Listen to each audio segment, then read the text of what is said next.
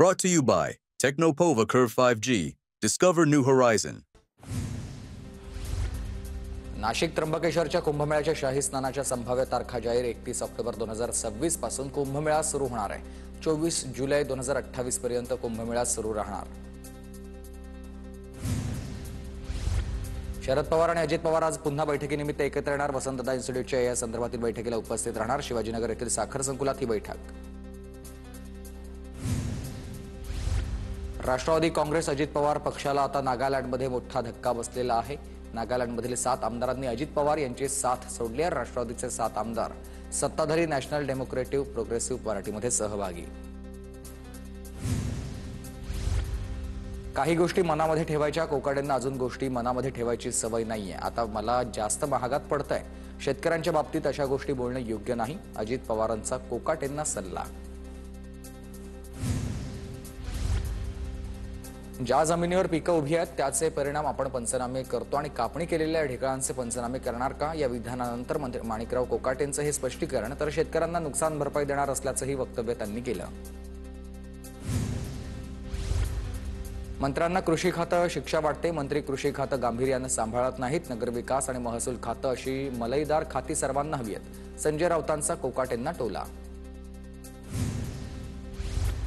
काही लोक मला जाणीवपूर्वक ट्रोल करतायत. कृषी मंत्र्यांना घरी बसवून प्रश्न मिटणार आहेत का? शेतकऱ्यांसाठी काय करता येईल त्यावर बोला.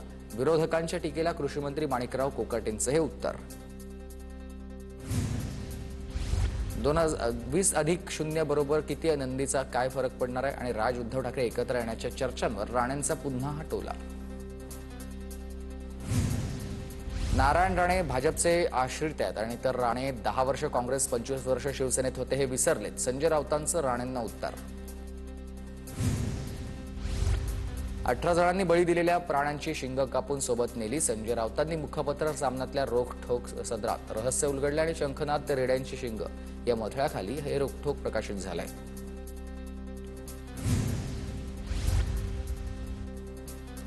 भाजपनं आता वन नेशन वन हजबंड सुरू केलंय का? घरोघरी जाऊन सेंदूर वाटत आहेत. संजय राऊतांचा भाजपावर जोरदार निशाणा.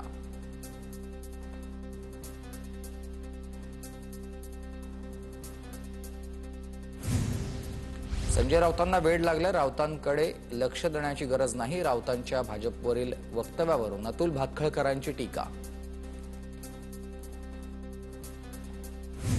चिंचवडमधील वैष्णवी मृत्यू प्रकरणी निलेश चव्हाणची चौकशी सुरू आहे. मृत्यू प्रकरणात चव्हाणचा सहभाग होता किंवा नाही याची चौकशी सुरू. निलेश चव्हाण, राजेंद्र आणि सुशील हगवणेची समोरासमोर चौकशी करणार.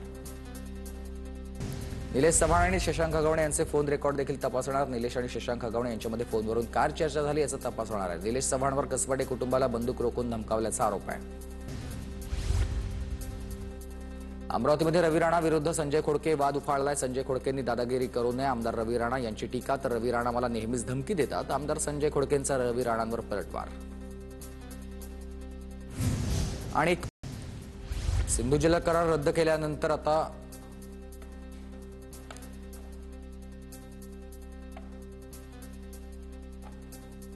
पाकिस्तानकडून पुन्हा पोकळ धमकी देण्यात आली आहे. पाकिस्तानचं पाणी दुसऱ्या दिशेला वळवल्यास युद्ध समजलं जाईल. सिंगापूरमधील परिषदेत पाक जनरल साहिर मिर्झाची पोकळ धमकी आहे.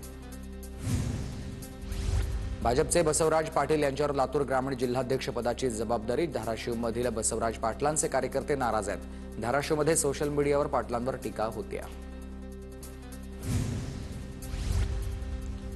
मंत्र्यांच्या PSOSDंवर आता मुख्यमंत्री कार्यालयाचा वॉच. सूत्रांची माहिती आहे कामाचं मूल्यमापन होणार आहे. तर चुका केलेल्यांना समज दिली जात असल्याची माहिती मिळते.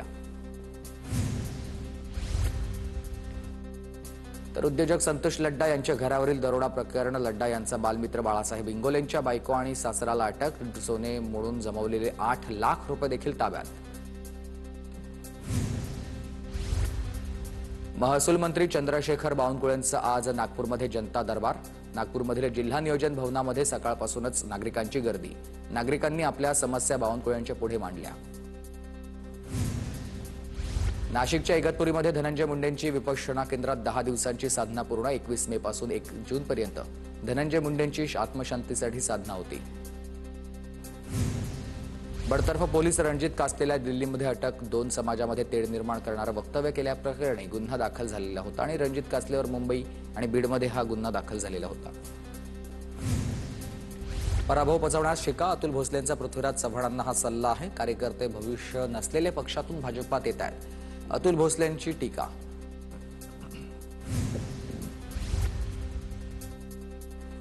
राष्ट्रवादी काँग्रेसकडून पुणे शहरात 2 शहराध्यक्षांची नेमणूक. राष्ट्रवादीचे पुणे शहर पूर्वची जबाबदारी सुनील टिंगरेंकडे, सुभाष जगतापांकडे पुणे शहर पूर्वची जबाबदारी.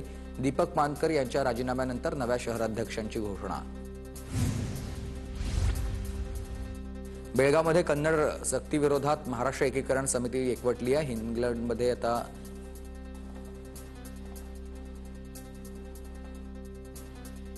डेल्गामध्ये सीमा लढ्यातील हुतात्म्यांना अभिवादन करत शासनानं निषेध नोंदवला आहे. पूर्णवेळ वेतन निश्चिती करावी. पूर्णवेळ वेतन मिळावं यासाठी प्राध्यापक दिलीप ठोंबरे यांचं धरणे आंदोलन आणि उपोषण. सेवानिवृत्तीनंतर देखील शिक्षकाला न्याय मिळालेला नाहीये. पुण्यामधील मनसेचे 100 पदाधिकारी शरद पवार गटामध्ये. हडपसर मतदारसंघातील मनसेचे 100 पदाधिकारी पवार गटामध्ये. पवार यांच्या उपस्थितीमध्ये मोदीबाग निवासस्थानी पक्षप्रवेश. सिंधुदुर्ग जिल्ह्यातील 74 गावांमध्ये 26 हेक्टर शेतीचं नुकसान. मे महिन्यामधल्या अवकाळी पावसामुळे सिंधुदुर्गमध्ये हंगामी पिकांचं नुकसान. मीरा भाईंदर शहरामध्ये 22 लाखाहून अधिक किमतीची चरस जप्त. अंमली पदार्थ विरोधी पथकाची शनिवारी रात्री कारवाईमध्ये पोलिसांनी एकाला ताब्यात घेतलंय.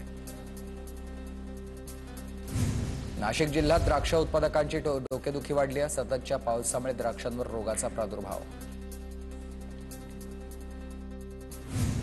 मुसळधार पावसामुळे पानशेत रिंग रोड या ठिकाणी आलेला राडारोडा सार्वजनिक बांधकाम विभागानं बाजूला केला. रस्त्यावरती चिखल आल्यानं रस्ता झालेला होता निसरडा.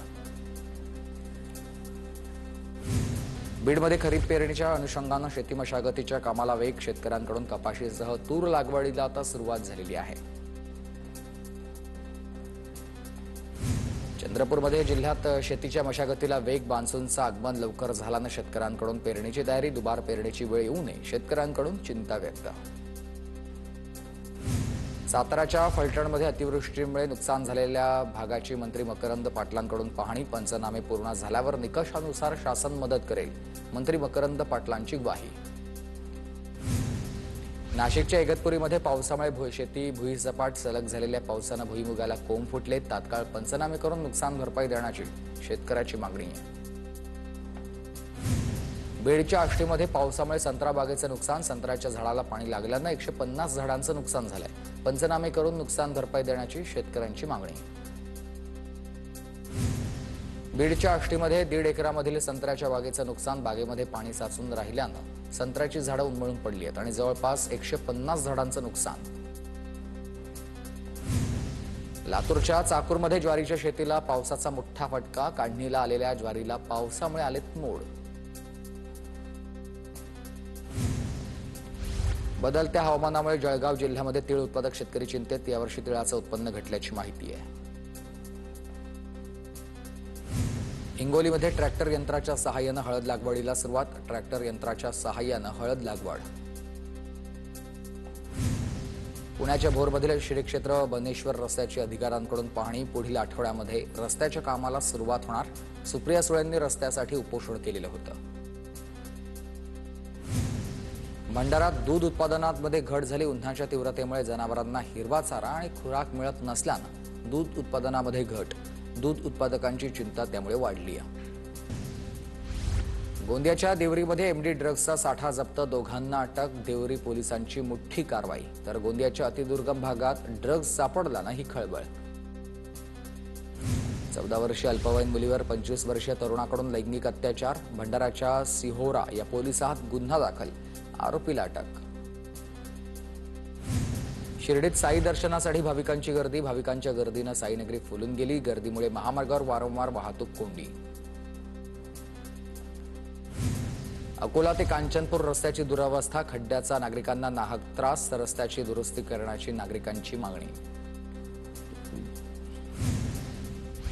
चंद्रपूरमध्ये अहिल्यादेवी होळकर त्रिशताब्दी महोत्सवाचा समारोप. पुण्यश्लोक अहिल्यादेवी होळकर अध्यासन केंद्राचे गोंडवान विद्यापीठामध्ये लोकार्पण. तर नागपूरच्या वीर रस कवयित्री श्रद्धा शौर्य यांची प्रमुख उपस्थिती.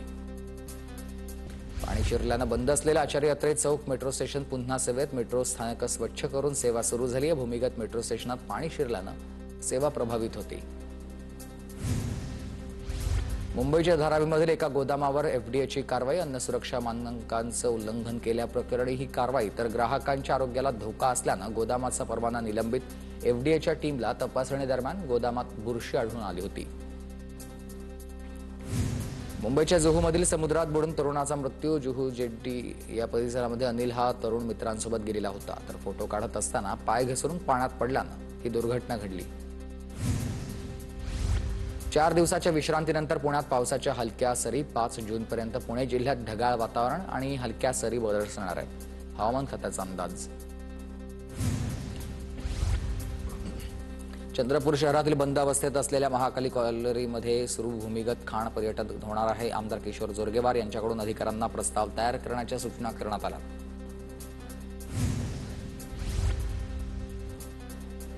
तर महावितरणच्या 20व्या वर्धापन दिनानिमित्त चंद्रपूरमध्ये रन फॉर सेफ्टी मॅरेथॉनचं आयोजन. चंद्रपूर शहरातील बाबूपेठमधून परिमंडळ कार्यालयापासून आझाद गार्डपर्यंत मॅरेथॉनचं आयोजन करण्यात आलं. Brought to you by Techno Mobile. Discover new horizon.